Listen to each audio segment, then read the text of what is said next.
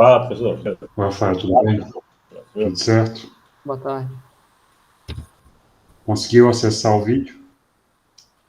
Sim, consegui assistir todos os vídeos que estavam tranquilo. Tá bom, vamos lá, gente, então. Bom, deixa eu fazer um resumo breve do que a gente conversou semana passada.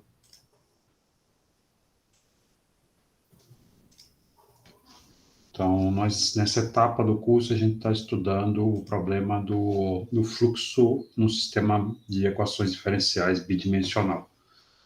E nós começamos olhando para o problema mais simples dessa série de problemas, do caso bidimensional, que é o problema do sistema linear. Então, nós vimos uma série de possíveis retratos de fase, ou seja, aquelas formações dos fluxos usando diferentes condições iniciais, como eles se comportam perto dos pontos fixos, né?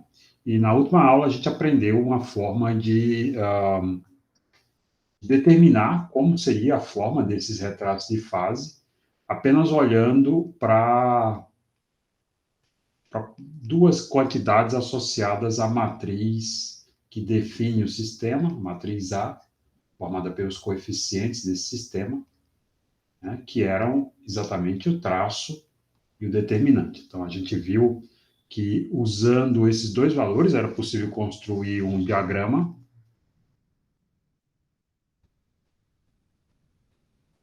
E nesse diagrama, a gente localizava todos os possíveis comportamentos dinâmicos que esse sistema poderia oferecer.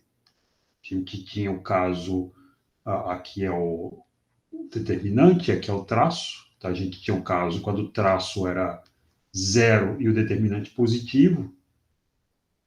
Isso dava origem ao tipo de comportamento que a gente chamou de centro, né, que são oscilações em torno de um ponto fixo, com o retrato de fase associado a esse centro, sendo uma figura no plano XY, que é formada por uma curva do tipo uma elipse ou um círculo, tá? Então, é uma curva fechada. Além desse tipo de comportamento, a gente também viu que existia a possibilidade de, quando o determinante fosse menor que zero, e o determinante era o produto dos dois autovalores, lambda1 vezes lambda2, então isso significa que os dois, se o determinante era menor que zero, ele era real, e como ele é o produto dos dois autovalores, isso significa que um desses autovalores é positivo e o outro é negativo. Então, o sistema, a dinâmica converge numa direção e diverge na outra. Portanto, aqui a gente tinha os pontos de Sela para qualquer lambda menor que zero, independente do valor do delta, do tal, desculpe, do traço, né? Então, esse daqui é o tipo de curva em que você tem, por exemplo, um ponto fixo localizado aqui, e aí, numa direção, coloca aqui na origem, para ficar a figura mais fácil de ver, numa direção a gente se aproxima, na outra direção a gente se afasta. Então, isso aqui é a cara do chamado fluxo associado ao ponto de Sela. Nós também tínhamos a situação em que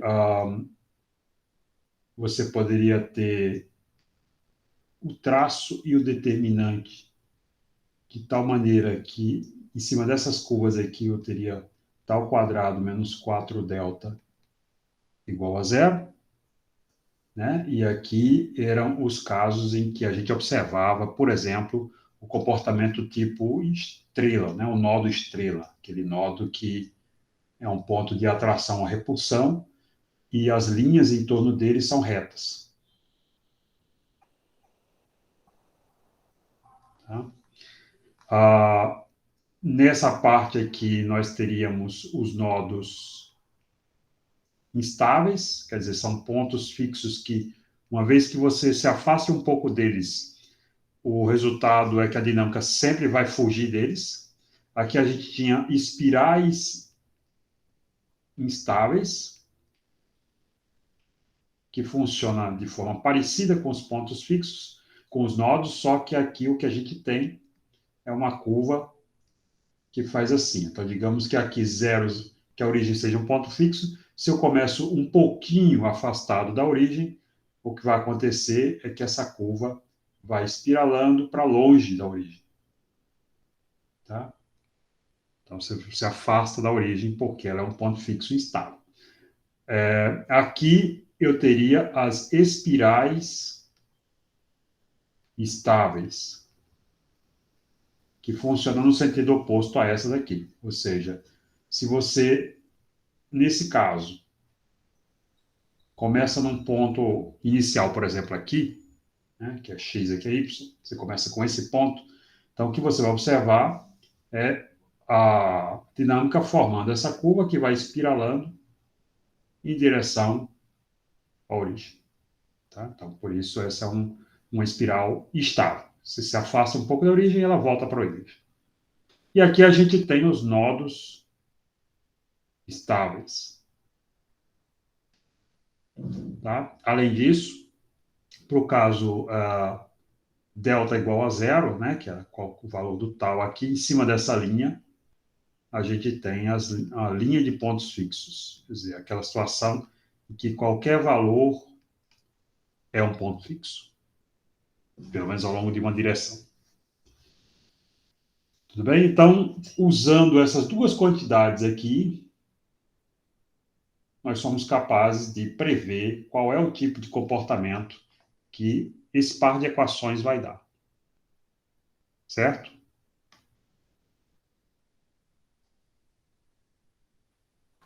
Sim, professor. Bom, muito bem. Então, o que agora a gente vai fazer é estender esse raciocínio para o sistema não linear. Então, agora eu vou generalizar o meu tratamento para um caso que é o caso mais frequente, na verdade. O sistema não linear é uma exceção. O sistema linear é uma exceção. Agora a gente vai olhar para uma situação geral como essa daqui.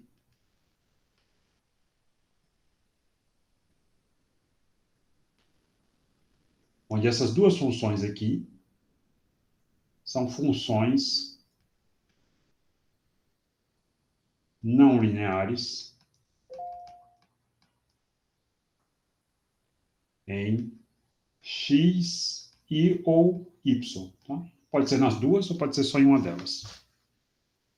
Tá? Ou seja, por exemplo, essa função aqui poderia ser alguma coisa do tipo xy mais y quadrado. Então, eu teria essa dependência não linear tanto em x quanto em y.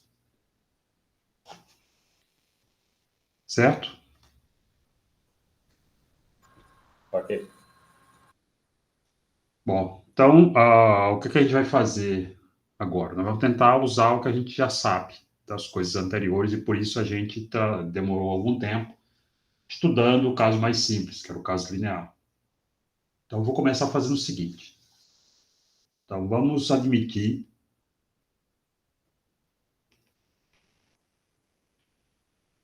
que o ponto x igual a x asterisco e y igual a y asterisco é um ponto fixo do sistema. Vou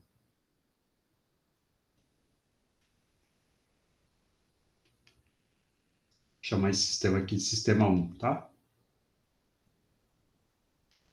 O que é que quer dizer isso? Quer dizer o seguinte, que o f calculado no valor x asterisco, y asterisco é zero, e o g calculado nesse mesmo ponto também é zero. Bom, então a gente tem aqui no nosso diagrama x, y, um ponto fixo, por exemplo, localizado nessa posição aqui, tá? Que é x asterisco, y asterisco.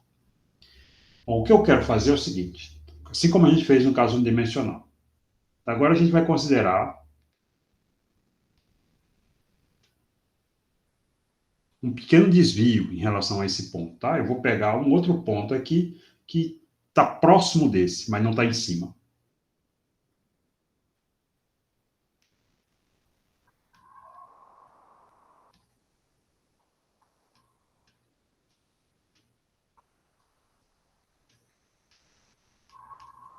Tá? Então, eu vou pegar um ponto aqui que está localizado nessa posição X e nessa posição Y. De tal maneira que esse desvio vai ser determinado por esses dois fatores aqui. Eu vou chamar de U, a distância na direção X desses dois pontos. Então, eu tenho U como X menos X asterisco, tá? O que quer dizer, portanto, que U é esse comprimento aqui, ó, essa diferença. Então, isso aqui é U. Eu vou chamar de V a distância dos dois pontos ao longo da direção Y. Então, é Y menos Y asterisco. Então, essa distância aqui é V. E esses dois valores são pequenos porque eu fiz um pequeno deslocamento em relação àquele ponto lá. Lá no gráfico ficou O ao invés de U, professor.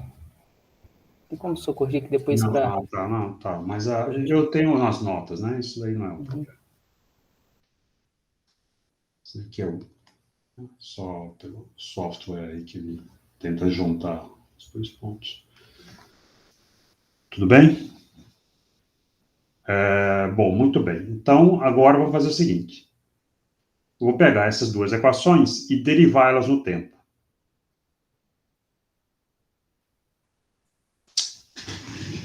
Deixa eu melhorar isso daqui. Vamos derivar. Chamar essas equações de equações 2.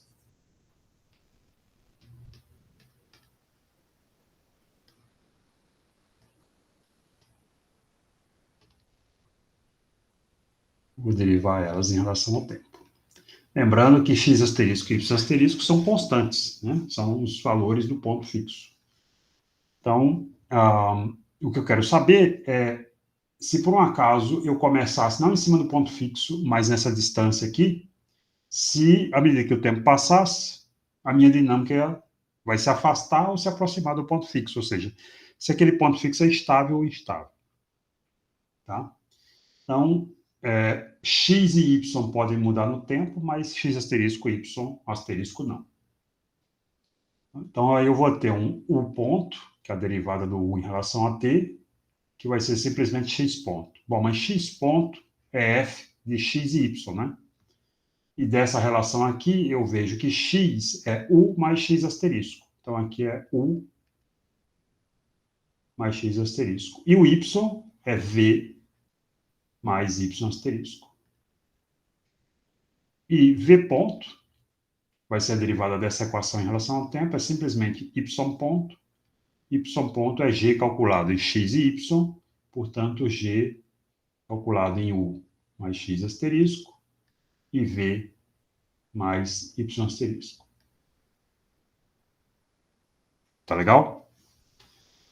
Bom, agora vejam, essas distâncias aqui, ó, u e v, são valores pequenos. Então, eu quero saber qual é a forma que essas funções têm, muito perto dos valores dos pontos fixos. Para fazer isso, então, eu vou usar a mesma artimanha que eu usei no caso do unidimensional. Se vocês lembram, a gente fez uma coisa similar a essa daqui, e para avaliar como a função se comportava, não em cima do ponto fixo, mas perto dele, né? Porque em cima é zero, mas perto dele, o que eu fiz foi expandir essa função, escrever ela como uma série de polinômios, no que eu chamei de série de Taylor. Então, a gente vai fazer a mesma coisa aqui. Só que agora a gente tem uma função com duas variáveis. No caso unidimensional, a minha função só dependia de x. Aqui ela depende de x e de y. Então, eu tenho que aplicar a mesma lógica da série de Taylor, mas com duas variáveis. Ok? Então, deixa eu mostrar como é que isso fica. Então, vou expandir aqui. F e G. Uma série de Taylor.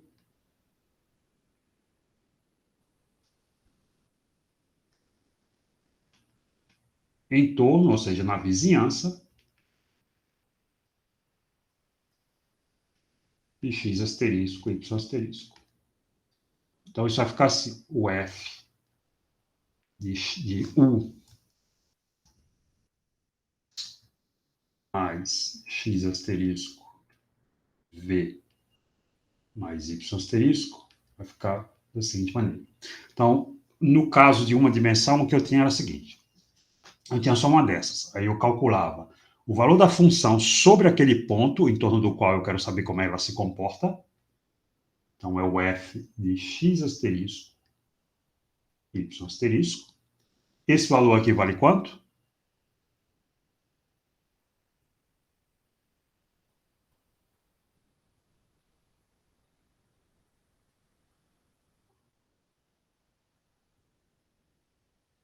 Quanto, gente? 0 Por quê? na origem? Não, não é porque é a origem. Eu não sei se x asterisco, y asterisco é a origem. Pode ser qualquer valor. Né? Então, Quanto vale isso daqui?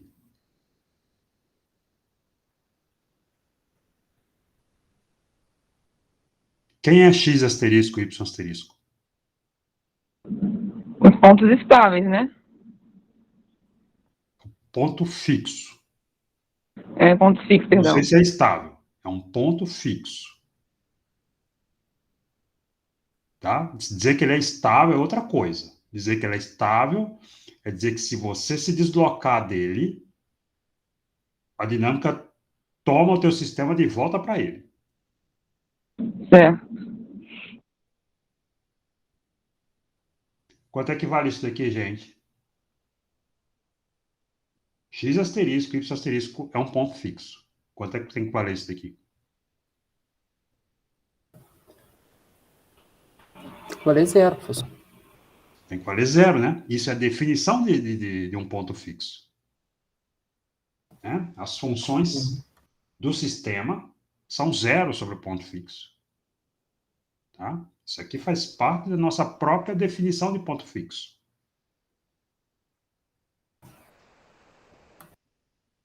Tá? Então, isso daqui é zero. Aí vem, o próximo termo seria a derivada do f com relação a x, calculado em cima do ponto fixo, vezes o deslocamento em x do ponto fixo, que é o u.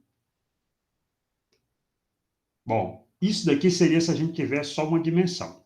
Como a gente tem outra variável, eu tenho que repetir essa derivada em relação a ela também. Então, eu tenho que fazer uma derivada do f com relação a y, calculada sobre o ponto fixo, e multiplicar pela distância do ponto fixo na direção y, que é v.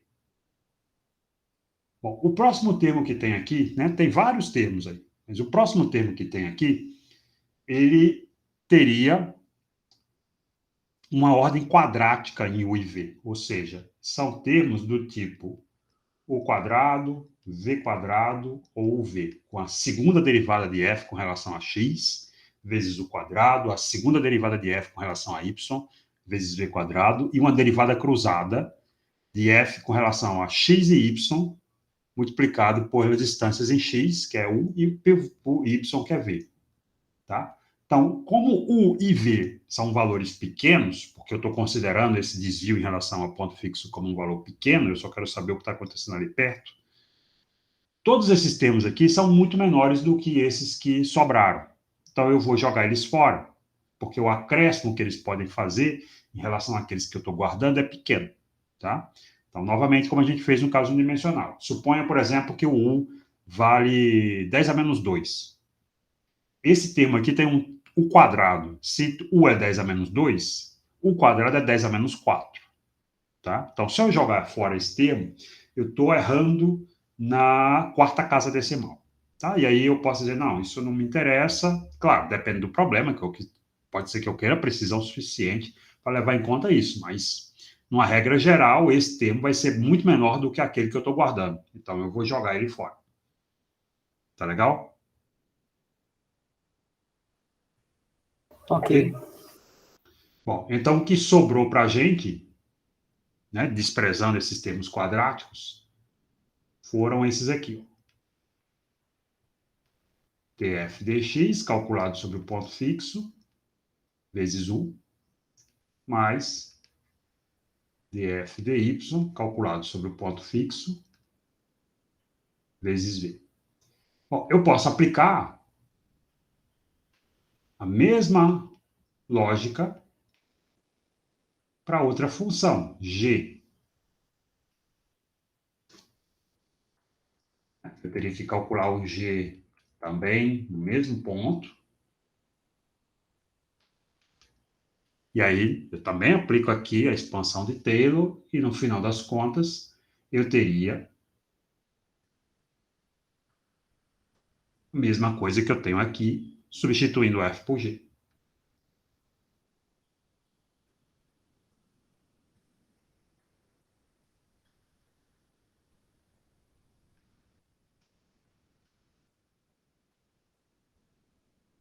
Tá certo? Bom, então daí o meu sistema passa a ser o seguinte. Então, relembrando aqui de onde a gente partiu. Nós tínhamos essas equações aqui, ó. O ponto igual ao f calculado desse valor, v ponto igual ao g calculado desse valor. A gente aproximou esses valores de f de g, usando essa expansão de Taylor, por essas expressões. Então, deixa eu voltar para aquela equação, e aí a gente vai ter o ponto igual, igual. Bom, para não ficar carregando essas coisas aqui, essa barra com x asterisco, y asterisco, que indica que eu estou calculando a derivada em cima desse valor, tá? Eu vou omitir isso, tá legal, gente? Mas tenham na mente que tudo que aparecer agora das derivadas aí tem que ser calculado em cima do ponto fixo, tá legal? Ficou claro o que eu estou dizendo? Ok. Professor, só. Então, o termo lá que u quadrado, v quadrado, eu não preciso.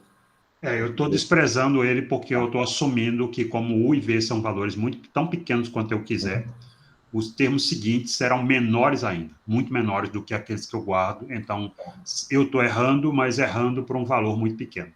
Beleza. Valeu. Então, aqui eu teria df dx vezes u, mais df dy vezes v, e o outro, v ponto, seria dg dx vezes u, mais dg dy vezes v. Lembrando que essas derivadas aqui, depois que eu faço a derivada em f, em relação a x e y, e g em relação a x e y, eu tenho que calcular essas derivadas fazendo x igual a x asterisco e y igual a y asterisco. Tá legal? Bom, veja agora que agora eu saí, quando eu fiz essa mudança, eu saí do meu sistema original, que era x ponto igual a f de xy, y ponto igual a g de xy, para um outro sistema, que as minhas variáveis são u e v, que são justamente os desvios nas direções x e y em relação ao ponto fixo. Bom, mas notem que esse sistema aqui, ele pode ser posto na forma matricial, como a gente viu para os outros casos, assumindo a seguinte forma.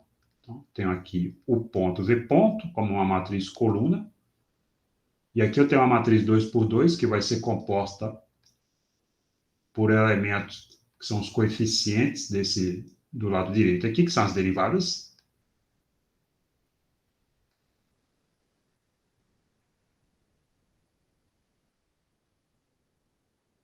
Lembrando que essa matriz é calculada em cima do ponto fixo, vezes u e v. Tá?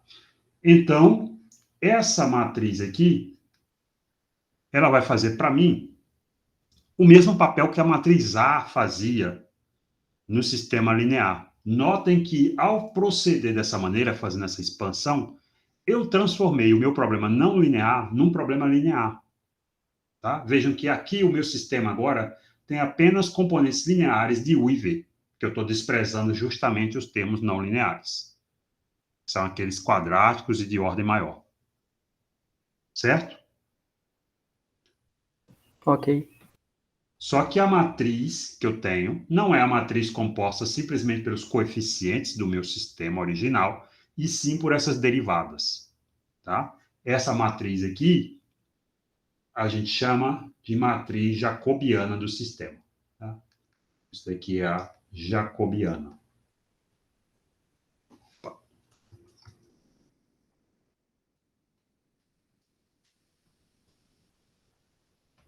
certo? E, assim como a gente fez para o caso linear, é analisando o traço e o determinante dessa matriz que a gente vai prever que tipo de retrato de fase, ou seja, qual é o formato do fluxo em torno dos pontos fixos para esse sistema não linear.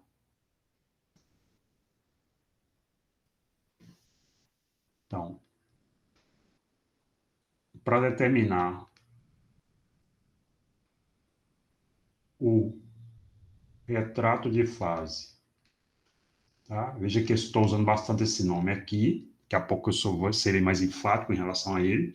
O que eu chamo de retrato de fase é aqueles diagramas X e Y, em que eu coloco todas as curvas que vão representar as possíveis dinâmicas em torno do ponto fixo e que vão ser uma daquelas possibilidades que a gente viu no diagrama. O centro, um ponto de sela, um nó estável, estável, ou uma espiral estável, estável.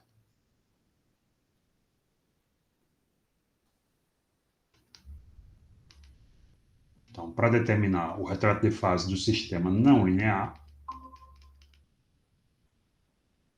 nós analisamos os valores do traço e do determinante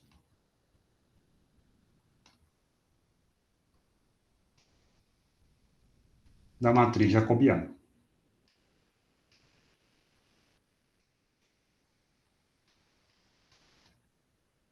Tá? Que, relembrando aqui, é a matriz cujos elementos são as derivadas das funções f e g em relação às coordenadas x e y.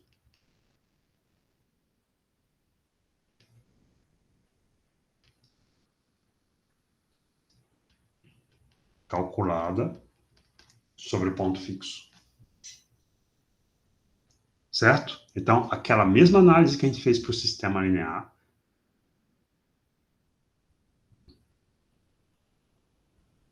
tá ok, José? Aquela mesma análise que a gente fez para o sistema linear, a gente pode fazer agora para o sistema não linear, mas usando essa matriz. Certo? Ok, professor. Tudo bem, Divino? Sim, professor. Josiane, alguma pergunta? Professor, então, resumindo, é porque travou aqui na empresa, aqui na internet. A gente vai usar a matriz jacobiana para sistemas não lineares para encontrar os pontos fixos, saber se eles estão estáveis ou não, convergindo ou não na nossa... Saber qual é o tipo desse ponto fixo. Qual daqueles casos que a Sim, gente classificou no início certo, está inserido no nosso sistema. Tá? perfeito. Agora, como é que a gente vai fazer isso? Bom, eu vou fazer alguns exemplos aqui. Mas antes de fazer um exemplo, eu quero discutir com vocês o seguinte. Vejam que toda a minha jogada consistiu, na verdade, em transformar um problema linear, não linear, que era o meu problema original, certo? Esse problema aqui, ó, onde essas funções são não lineares, num problema linear para essas variáveis u e v. Esse problema aqui é um problema linear. Certo? Correto. Sim, Então, você poderia me perguntar o seguinte: essa tramóia que você fez funciona sempre?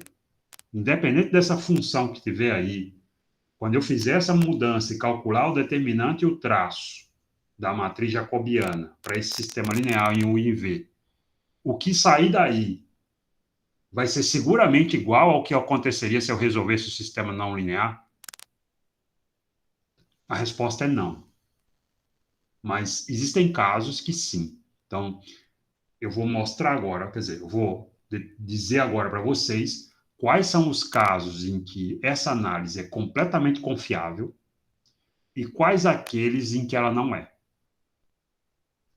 Tá? Então, a gente vai ter resultados que eu vou chamar de robustos, que são aqueles que, na análise linear, usando a matriz jacobiana, o que der lá vai ser o que a gente encontraria resolvendo um sistema não linear, com certeza. Mas existem casos em que eu não tenho como dizer, não tenho como assegurar, tá? Pode acontecer de ser igual, mas pode acontecer de não ser também. Tá bom? Então, a pergunta que a gente poderia se fazer é: a análise do sistema, vou chamar esse sistema aqui, eu chamei aquele lá de 1, outro de 2, vou chamar esse aqui de 3. Então, a análise do sistema 3 é sempre equivalente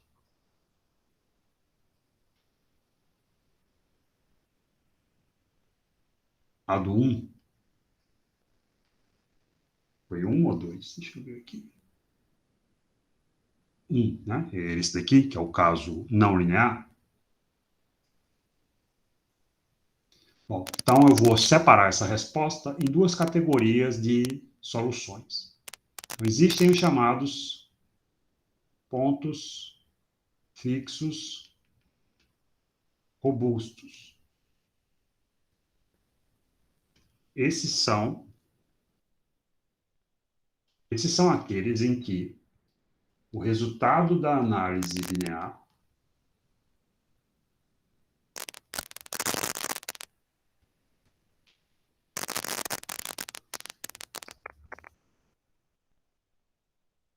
é idêntico ao sistema original.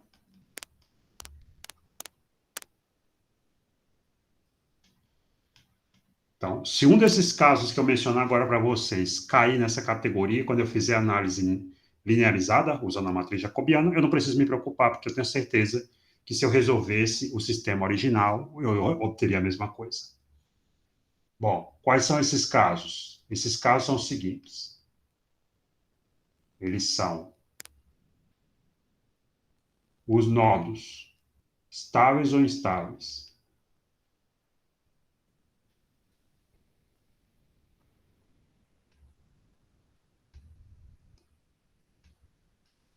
as espirais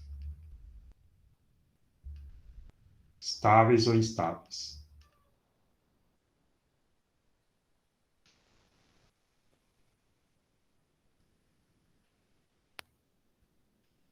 e o ponto de célula. Então, se ao fazer a linearização, calcular o traço determinante da matriz jacobiana, eu obtiver como resultado que o fluxo cai em uma dessas categorias aqui, eu não preciso me preocupar, porque o sistema original vai se comportar da mesma maneira. Certo? Ok. Bom, existem, por outro lado, os que não são assim, que a gente vai chamar de pontos fixos marginais. Esses pontos fixos são aqueles cujo resultado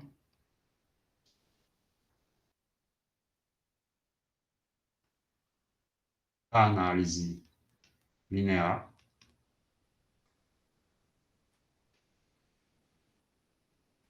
não necessariamente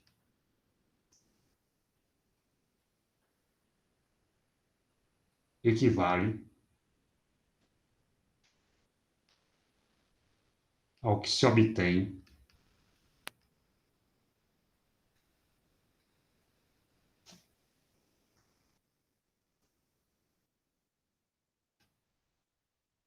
a partir do sistema original.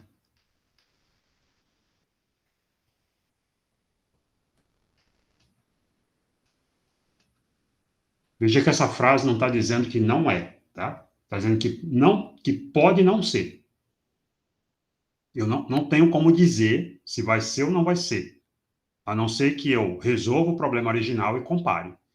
Mas o fato é que, se cair num desses casos, eu tenho que ficar desconfiado. Eu não posso chegar e dizer, olha, eu fiz a análise, eu linearizei o meu sistema, eu obtive tal coisa e é tal coisa que vai acontecer. Porque se for um desses casos aí, eu não posso ter essa certeza, simplesmente fazendo essa linearização. Tá? Então, que casos são esses? São os centros,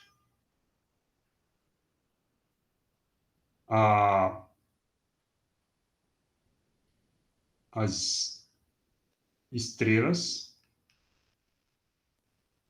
e a linha de pontos fixos.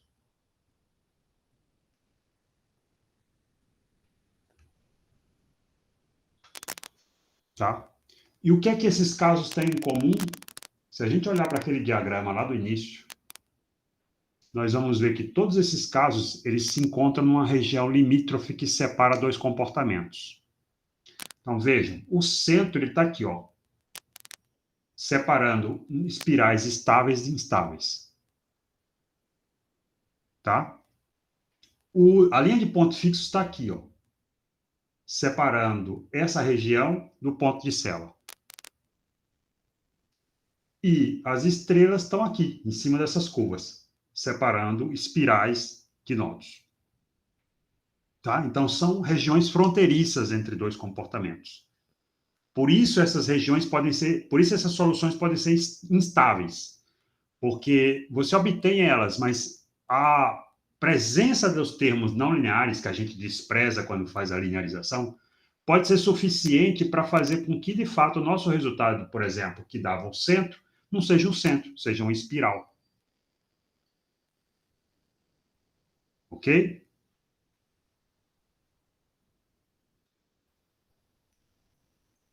Ok. Professor. Tá? Então, quando a gente faz a análise linear e obtém uma dessas situações aqui nela, a única coisa que a gente pode dizer é o seguinte: olha, a minha análise linear deu isso, mas eu não tenho certeza que é isso que vai acontecer. Eu teria que checar resolvendo numericamente, que é a única maneira em geral que se tem de fazer, o meu sistema não linear, tá? Porque são raros os casos não lineares que você consegue resolver exatamente. E é por isso que essa análise é necessária, justamente porque ela poupa a gente um tempo de ter que lidar com um problema que é difícil de resolver, às vezes até impossível. Bom, mas por outro lado, se o meu resultado na linearização for uma dessas situações aqui, beleza, aí eu estou tranquilo, porque eu estou seguro do que isso daí vai acontecer, tá? Bom, eu não estou mostrando aqui, mas quem sustenta isso é um teorema de um matemático russo aí, chamado Andronov, que na década de 70 demonstrou essa propriedade, tá? De que esses casos aqui são estáveis, esses aqui podem não ser. Tá? Estável no sentido de que se eu obtenho na análise linear uma coisa, a não linear vai me dar, ou instável, se eu obtenho na análise linear uma coisa, a não linear vai ser diferente. Certo? Ok. Bom, então vamos pôr isso à prova, trabalhando dois exemplos em que, numa situação, eu vou cair no caso robusto, e eu depois vou mostrar para vocês a solução numérica do sistema, que a gente vai comparar o que a gente obteve através da análise linear com a solução numérica do problema não linear, e outro em que eu recaio num desses casos marginais, e a gente vai comparar também. Alguém quer ter alguma pergunta antes da gente passar para os exemplos? Acho que com o exemplo a gente vai conseguir entender melhor mesmo, professor. Até agora, ok. Tá. Sei que você ia dizer, até agora eu não entendi nada. Não, até agora tá indo. Tá bom, vamos lá. A gente só tem a total certeza que a gente entender quando a gente pega a lista de exercícios. Aí bate as dúvidas. Ah, não funciona assim, Josiane. É o que eu sempre digo, eu já disse isso para vocês uma vez. Vocês têm que tentar refazer essas coisas para vocês se convencerem. Entendi. Bom, então vamos lá. Vamos para dois probleminhas. Então, vou fazer aqui um primeiro exemplo. em que nós vamos analisar o seguinte sistema.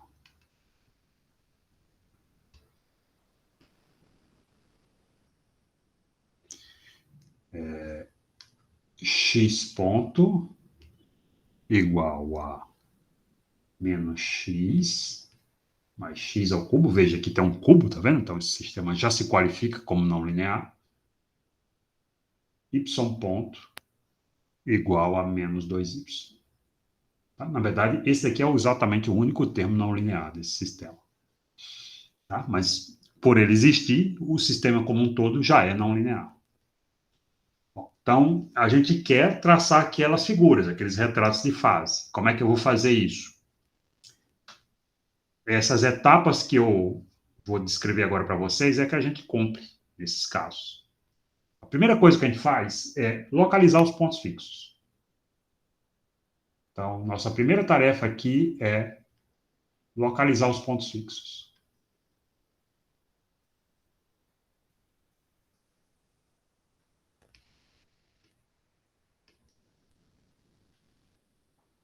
Como é que eu faço isso? Simples. Eu tenho que ter x ponto igual a zero, y ponto igual a zero. Isso são os pontos fixos. Né? Então, nós temos o f de xy, que é menos x mais x ao cubo. Isso tem que ser zero. Tá? E quando é que isso aqui vai ser zero? Posso colocar um desses x aqui em evidência? Vou colocar aqui um menos x, tá? Aí vai ficar assim, menos x multiplicando 1 menos x quadrado. Isso aqui é igual a zero. Certo? Ok. Quais são os valores de x que satisfazem essa identidade aqui? 0 mais ou menos 1. Isso. X igual a zero, né? Que é esse aqui. E o outro aqui que seria x quadrado igual a 1, que é x igual a mais ou menos 1. Bom, a outra equação do G, ela me dá simplesmente y igual a zero. Tá? Então, y é zero, simplesmente. Bom, vejam que esse sistema aqui é formado por duas equações que são desacopladas. A equação em x só depende de x, a equação em y só depende de y. Podem ter situações em que você mistura. Tá? A equação em x depende de x e y, a equação em y depende de x e y. Aí você tem um sistema mesmo, como o sistema que a gente aprende lá no colégio a resolver, e aí eu tenho que encontrar os valores de x e y que satisfazem simultaneamente f igual a zero e g igual a zero. Daqui a pouco a gente vai olhar para um caso em que acontece justamente isso. Bom, mas então aqui eu tenho essas possibilidades, né? O x pode ser 0 ou mais ou menos 1 e o y é sempre 0. Então isso significa que eu tenho 3 pontos. Né? Então nós temos 3 pontos fixos. Quais são esses pontos fixos? São os pontos x igual a 0 e y igual a 0. Os pontos x igual a menos 1 e y a 0. E x igual a 1 e y igual a 0. Tá?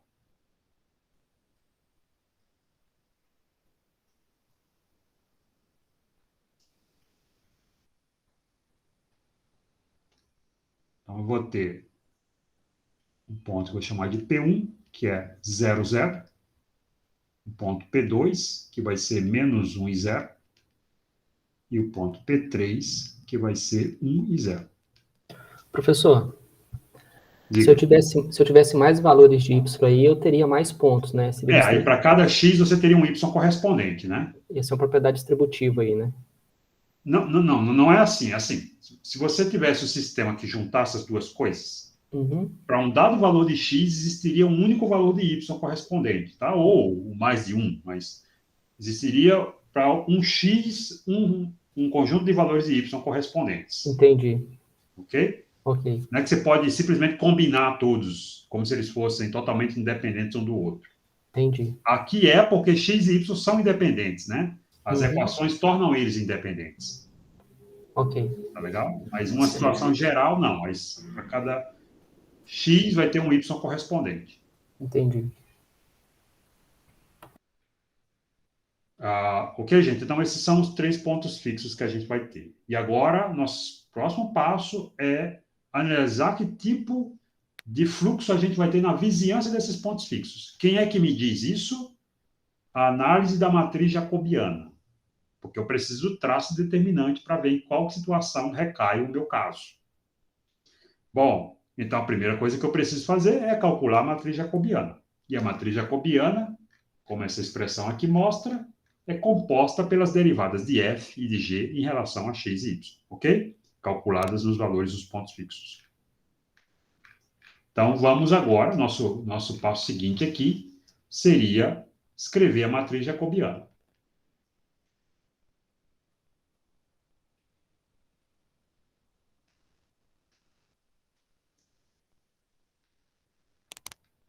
Eu vou fazer isso em caráter geral, primeiro, sem dizer qual é o valor do ponto fixo que eu estou considerando, para um valor de x e y qualquer, e depois eu substituo pelos valores dos pontos fixos correspondentes. Então, para calcular a jacobiana, eu preciso calcular df dx, né, a derivada de f com relação a x. Então, como f é esse daqui, ó, menos x mais x ao cubo, quanto é a derivada de f com relação a x? Menos 1 mais 3x ao quadrado. Isso, menos 1 mais 3x quadrado. Aí eu preciso também de df dy, que vai ser quanto? Zero. 0. dg dx, né? O g é menos 2y, quanto vale? Zero. E dg dy. Menos 2. Menos 2. Então, a minha matriz jacobiana, ela vai ter essa cara aqui. Menos 1 mais 3x quadrado, 0, 0 e menos 2. Tá? Isso aqui é para o valor de x e y qualquer. Bom, agora eu preciso avaliar para cada ponto fixo o traço e o determinante dessa matriz.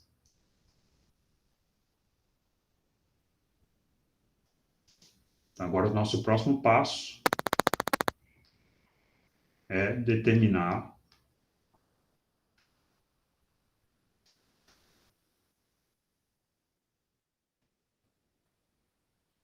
tal e delta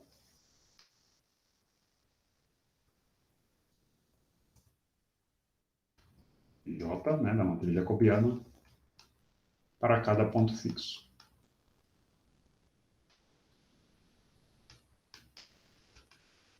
Então, vamos começar com o P1, que é 0, 0. Como é que fica a nossa matriz jacobiana? É essa daqui, ó. Então, tem que fazer x igual a 0, y igual a 0. Como é que ela vai ficar?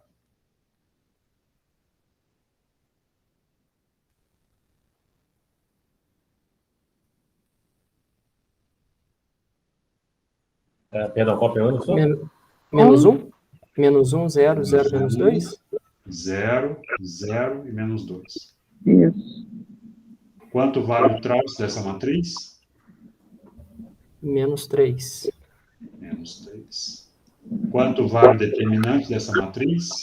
2. 2. Quanto aqui é tal quadrado menos 4 delta? 1, que é maior que 0, certo? Certo. Então, vejam só. O traço é negativo, o determinante é positivo, e tal quadrado menos 4 delta é positivo. Então, o traço é negativo, né? Eu estou aqui. O determinante é positivo, então eu estou nesse quadrante aqui, ó, nesse quadrante aqui de baixo. E como tal quadrado menos 4 delta é maior que 0, significa que eu estou aqui, ó, nessa região dos nodos estáveis. Certo? Dá para repetir isso, por favor? Eu tenho tal negativo, então isso já me resume a olhar só para essa parte de baixo aqui. Uhum. Delta positivo, então eu estou só nesse quadrante aqui. Ah, beleza. Tá? Agora, tal quadrado menos 4 delta igual a 0 é essa linha aqui, ó. Sim. Quando esse valor é negativo, ele cai aqui dentro. na região interna à parábola, Tá. que são as espirais. Quando ele é positivo, ele cai aqui fora. Ah, beleza. Então, o que eu tenho ali é o quê? É um nó estável. Tá. Ok. Certo? Certo. Então, significa que 0, 0 é um nó estável. Tá? Então, vamos guardar essa informação. Então, aqui a gente vai ter um nó estável. Depois eu vou desenhar o retrato de fase com os três pontos fixos. Tá? Então, mas a gente já sabendo que 0, 0 é um ponto de um nó estável. Tudo bem, Divino e Josiane? Sim, sim. Bom, agora vamos para o caso P2. P2 é menos 1 e 0. Veja que o caso P2 e o caso P3, na verdade, eu posso resolver como um só. Por quê? Porque na minha jacobiana aparece x quadrado, né? É o único lugar onde tem x. Então, se x é mais ou menos 1, tanto faz, né? O resultado vai dar a mesma coisa. Concordam comigo? Sim. Sim. Então, aqui, ao invés de fazer P2, eu já vou fazer P2 e 3. E aqui eu vou fazer mais ou menos 1. Tá? Então, como é que fica a minha jacobiana? Então, eu tenho menos 1 mais 3 vezes 1, né? 2, 2, 0, 0 menos e 2. menos 2. Tá? E aqui, eu só preciso, na verdade, olhar para uma quantidade, que é o que já me entrega que tipo de fluxo eu tenho, que é o determinante. Quanto é que dá o determinante dessa matriz? Mais 4. Não, Menos 4. Não. que é um valor negativo. O que é que Sim. significa isso? Determinante negativo? É um ponto de célula? Ponto de célula. Numa direção cresce, na outra direção diminui.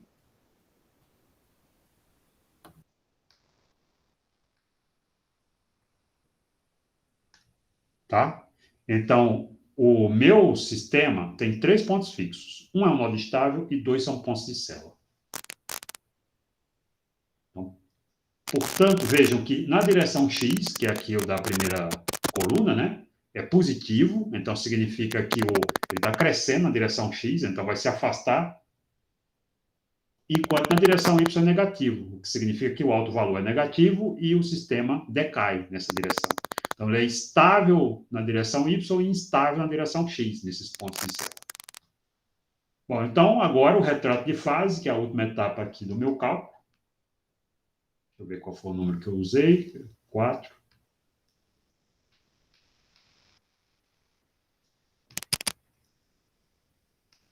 Ele vai ter a seguinte cara. Vou desenhar aqui um plano XY.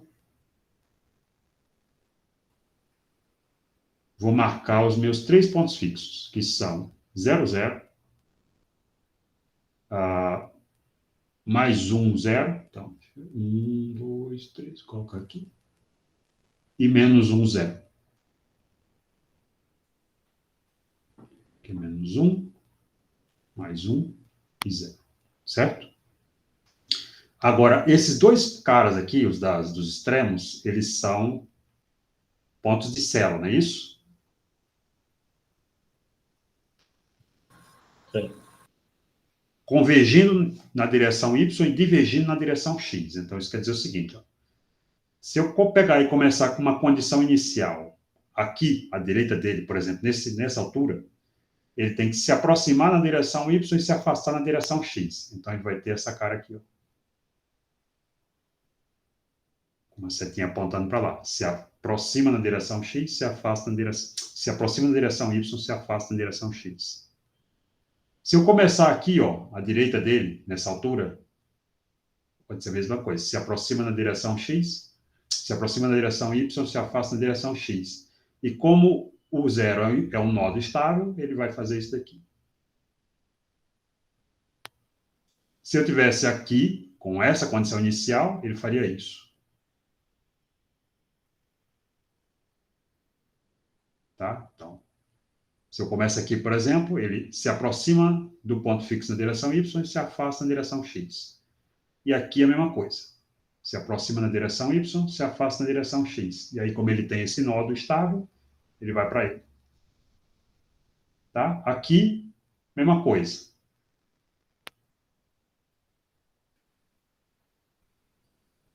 Aqui também. Tá? É o espelho do outro. Aqui ele se aproxima em y e se afasta em x, então vai para lá. E aqui, mesma coisa.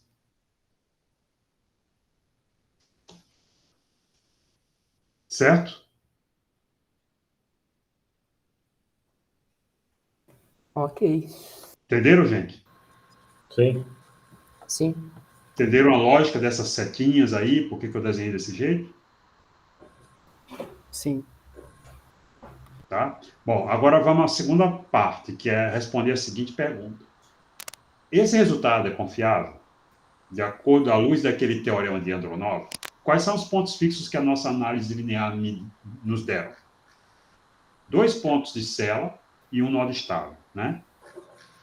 De acordo com aquele teorema, esses 2 casos estão contidos nos casos robustos, aqueles que eu posso confiar. Certo? Então, para checar isso, eu vou mostrar para vocês o retrato de fase que eu obtive integrando numericamente esse sistema aqui, tá? Através do método de Ruji-Kuta. Tá bom? Então, eu vou mostrar para vocês, usando diferentes condições iniciais, a figura equivalente a essa daqui. Que a gente vai ver se, de fato, é isso que está acontecendo. Tá legal? Ok. Bom, então, deixa eu exportar aqui para vocês.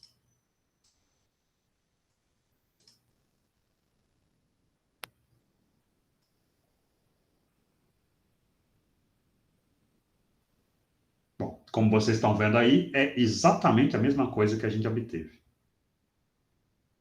Né? Tá? Todas essas curvas aqui não são desenhadas, não, tá, gente? Isso aqui foi calculado.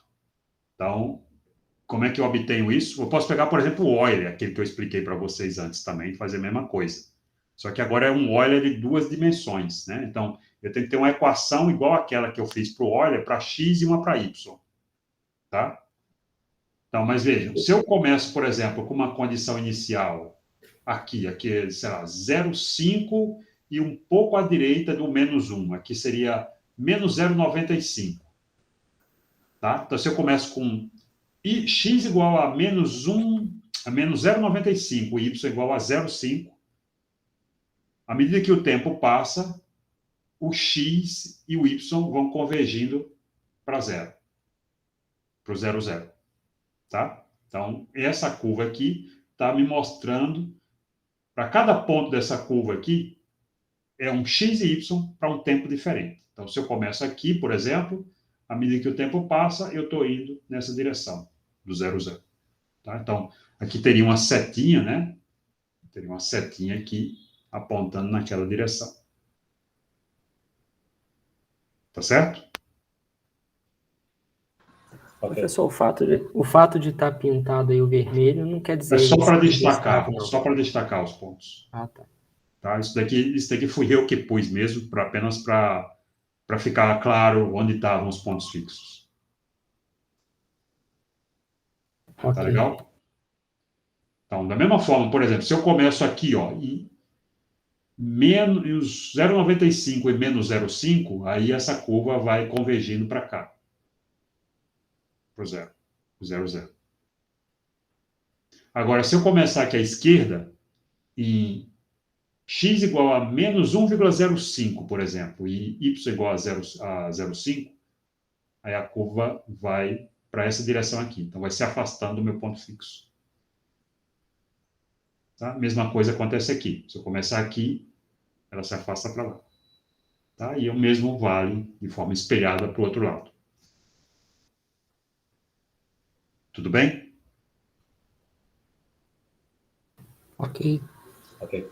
Então, vocês estão vendo que aquela análise feita sobre a jacobiana me leva exatamente para o mesmo cenário que eu encontro quando resolvo numericamente, portanto, de forma precisa, o mais precisa que eu puder, o sistema original, que é o sistema não linear. Tá bem? Ok. Bom, agora vamos fazer um exemplo em que isso não acontece.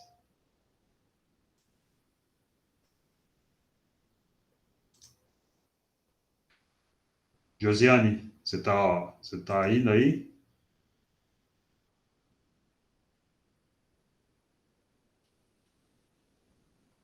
Josiane, você está me ouvindo?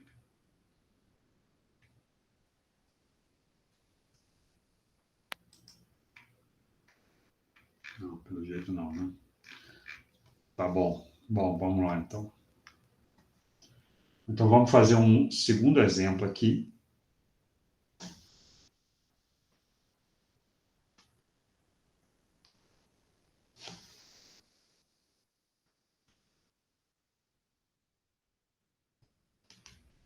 Que é agora usando esse sistema.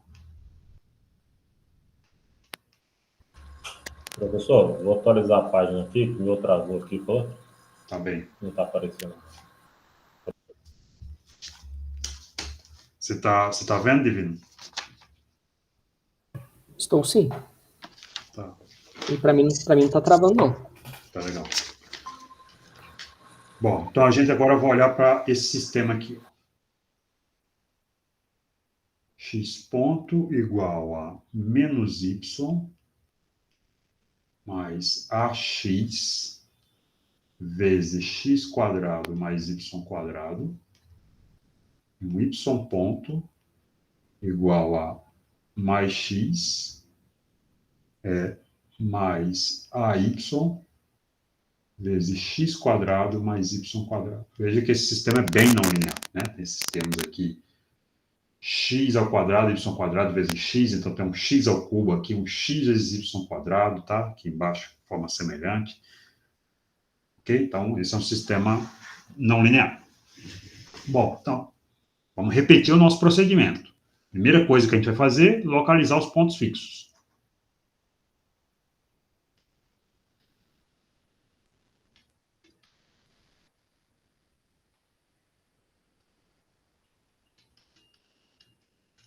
Então, eu tenho que fazer o f de x e y, né, que é menos y mais ax, x quadrado mais y quadrado, igual a zero. E o g, xy, que é x mais ay, x quadrado mais y quadrado, igual a zero. Tá? Essa equação que eu vou chamar de equação 1, essa aqui de equação 2. Então, vamos pegar o seguinte. Da equação 2, nós temos o seguinte, que a vezes x quadrado mais y quadrado, né, é igual a menos x sobre y. Tá? Eu passo o x para o lado de lá, depois passo o y dividindo. Agora, eu vou substituir isso na equação 1.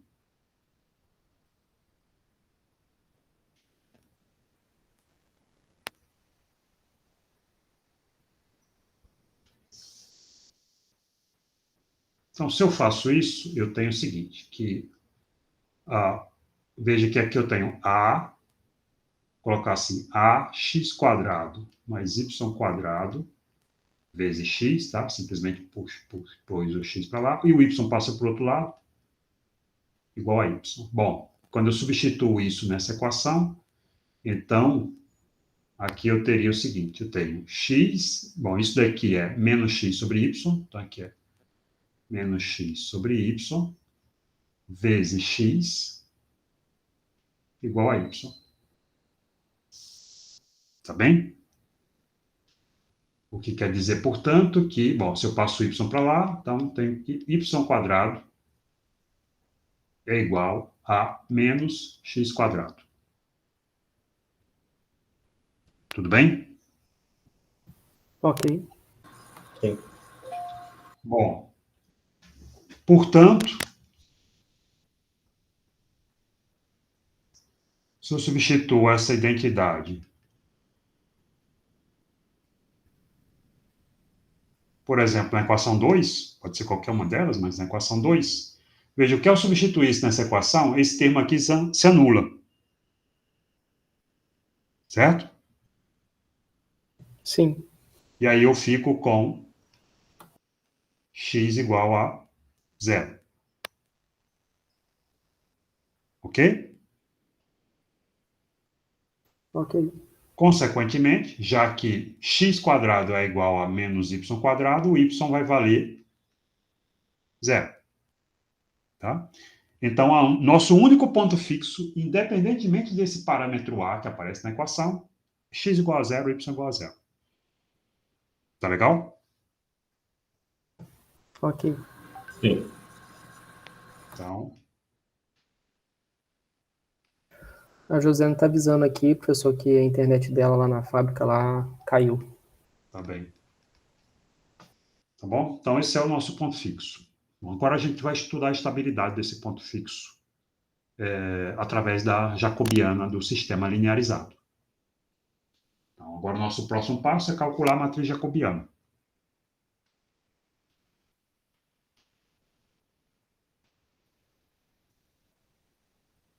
Então, a gente precisa calcular df dx, que vai dar quanto? Então, o f é isso aqui, ó. Menos y mais ax vezes x² mais y². Né? Então, isso vai dar o seguinte. Se eu derivo esse primeiro termo aqui em relação a x dá zero, né? Esse aqui eu posso fazer como um produto. Então, vai ficar a vezes esse termo, mais a vezes x, vezes a derivada desse termo em relação a x, que dá 2x. Então, vai ficar assim, a vezes x² mais y² mais ax vezes 2x. Tudo bem?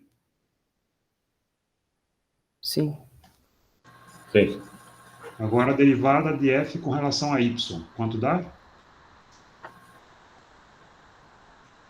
Dá só dá esse, né? Menos 1 mais ax vezes 2y. Menos 1 mais ax vezes 2y. Tranquilo?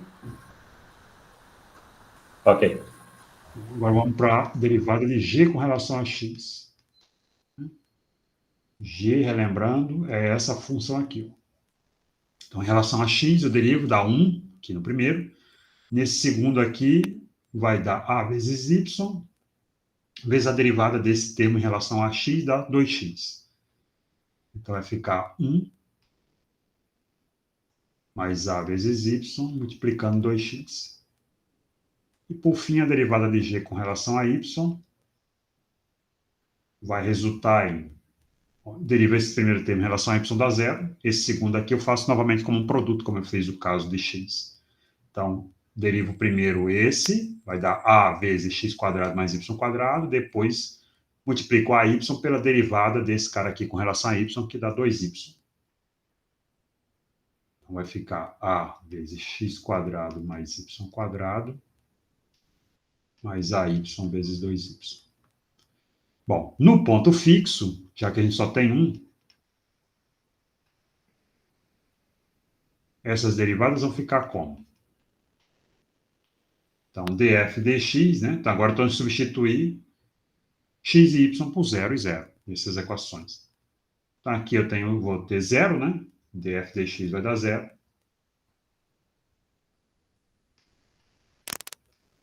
df dy vai me dar menos 1.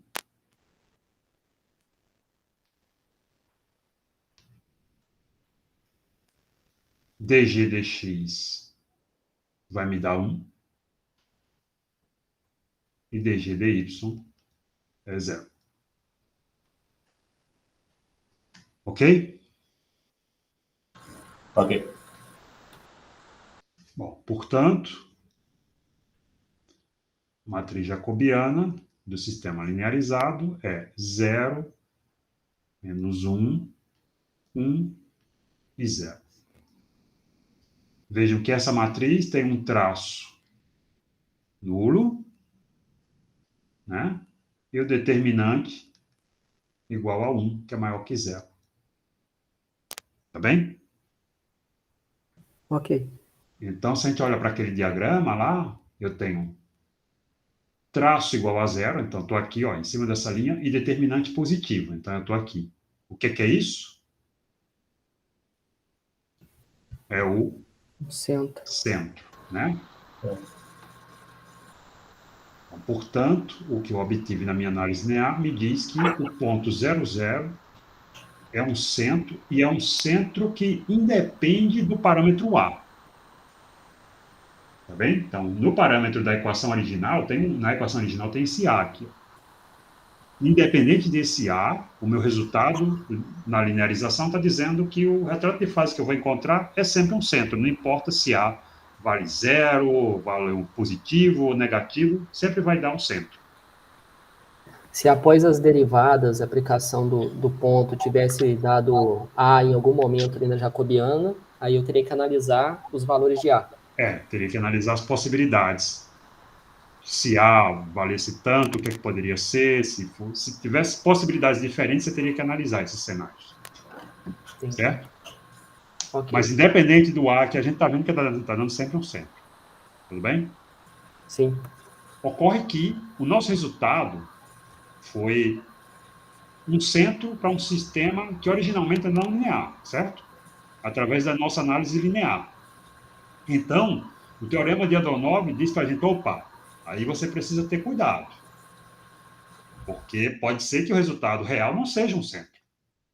Você está justamente em cima de um daqueles casos marginais.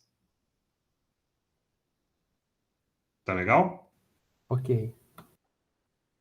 Tá? Para vocês não confundirem, tá, gente? Isso ocorre porque eu estou transformando um problema que é originalmente não linear num problema linear. Se eu estivesse tratando de um problema linear desde o início, não teria problema nenhum. Eu tenho certeza que é isso aí. Mas, como eu fiz essa mudança, nesse processo, eu joguei fora aqueles termos todos que eram não lineares. E você poderia se questionar se esse ato de jogar fora termos não interfere no teu resultado final. E a gente viu que aquele teorema diz que existem casos em que isso interfere. E a possibilidade é que esse seja um dos casos. Tá? Então, eu tenho que checar isso usando as ferramentas que eu puder usar. Por exemplo, integração numérica.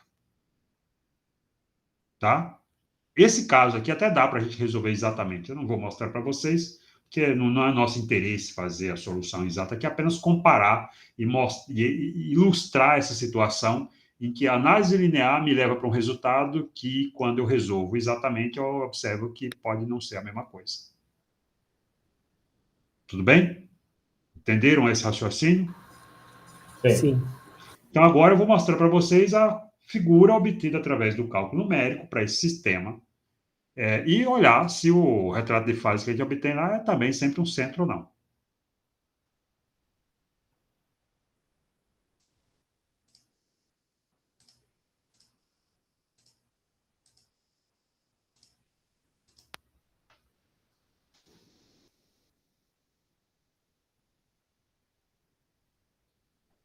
Bom, aqui, então, vocês estão vendo que eu tenho casos diferentes, né?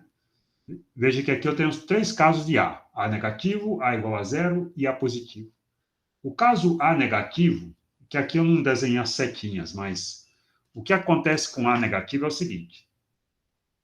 Se eu começo, por exemplo, nessa condição inicial aqui, x igual a 1, y igual a 1, à medida que o tempo passa, o x e o y vão convergindo para dentro da espiral, para o 0, 0. Tá? Então, 0, 0 é estável, uma espiral estável, se o A for negativo. Se o A for positivo, ocorre o contrário. Se eu começar perto do zero, mas não em cima dele, mas próximo, tá? Sei lá, 0.1, 0.1, por exemplo, à medida que o tempo passa, x e y vão ficando cada vez maiores, se afastando do 0, 0. Então, é uma espiral instável para o A positivo. Agora, quando o A é igual a zero, aí eu tenho um centro. Tá? Então, aqui eu tenho justamente essas curvas fechadas. Essa curva é para uma certa condição inicial, essa curva aqui é para uma outra condição inicial. Tá? Então, mas vejam que as duas são curvas fechadas. Então, para o caso A igual a zero, eu tenho um centro, e para os outros casos, A positivo e A negativo, eu tenho espirais. espirais estáveis, quando A é negativo, espirais instáveis, quando A é positivo. Então, o fato de eu ter um sistema não linear, minha análise linear sugere que deveria ter um centro, mas o centro ele está justamente na fronteira entre espirais estáveis e instáveis. E aí vejam que a presença do A, se o A não for zero, vamos voltar para a equação só para a gente entender esse papel do A.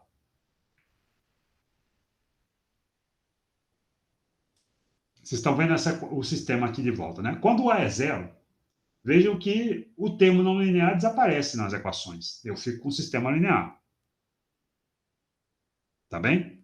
Então, por isso, a coincidência entre a minha análise linear e o resultado real quando A é igual a zero. Porque A é igual a zero, meu sistema é linear.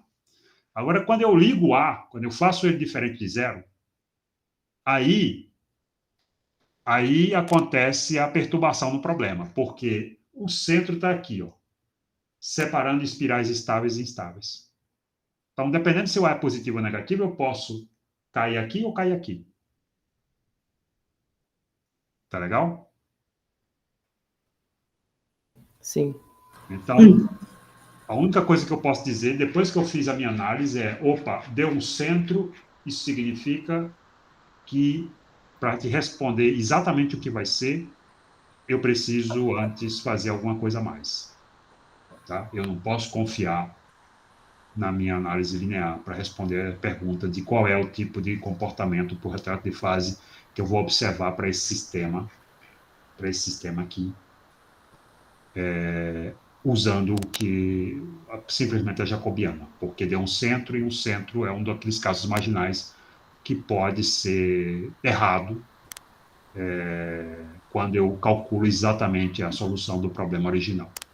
O nosso cálculo termina aí, né, professor? Sim, acaba no retrato de fase. Que é o que você quer, o objetivo disso tudo é saber como é que as soluções se comportam perto dos pontos fixos. Entendi.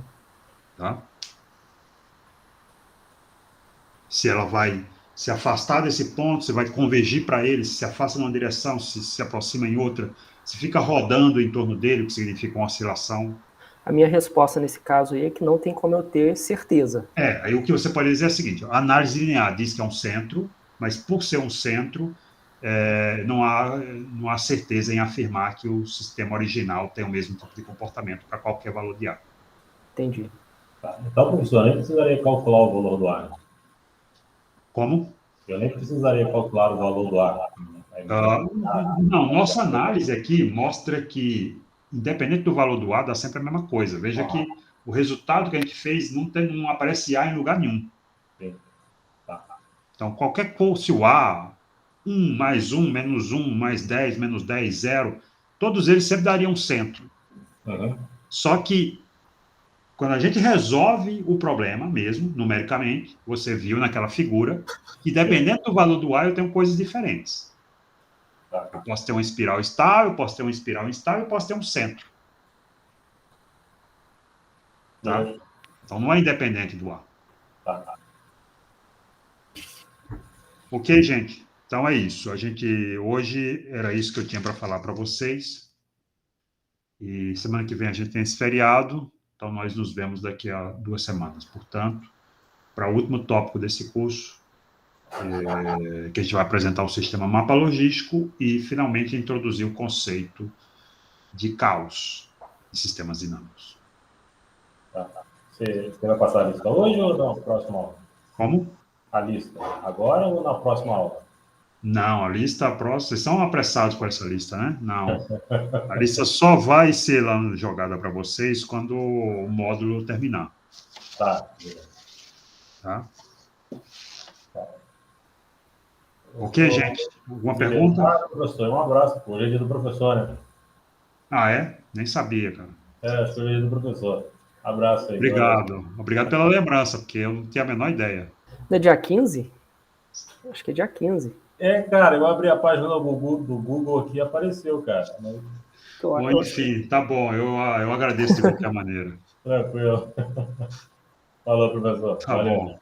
Tchau. Valeu, Até mais, falou, Boa semana Rafael. pra Até mais. vocês. Até mais, professor. Boa semana.